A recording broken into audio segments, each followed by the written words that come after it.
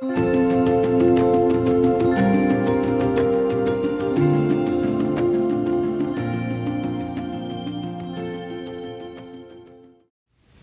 morning, RBC. I want to take a minute this morning and talk a little bit about Spencer's sermon from Sunday. He was preaching out of James chapter 2 and the sin of partiality. And I notice in verse 8 that James compares or contrasts love not with hatred, but with partiality.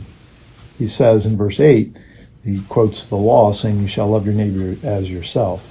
And then verse 9, he says, "But if you show partiality, you're committing sin."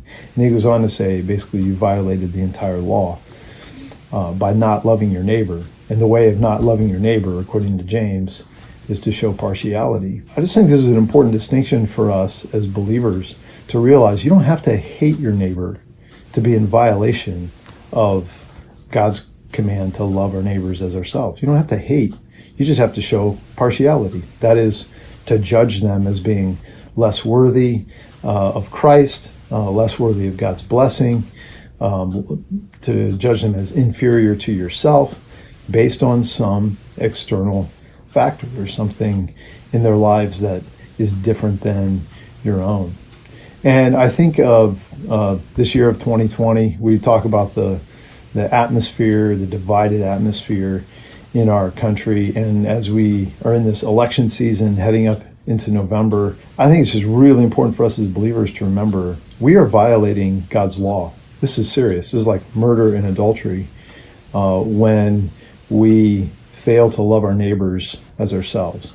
And we fail to love those neighbors when we treat some differently because of some part of their lives that doesn't match up with our own. If you think about that person on the other side of the aisle with the other political perspective, they might very well be wrong.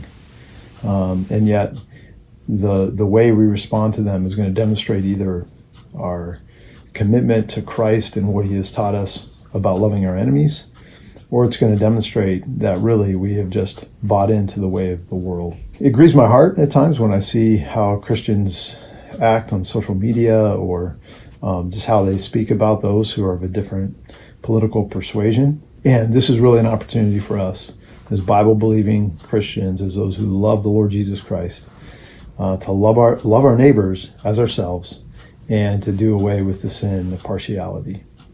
So RBC, that's my prayer for us.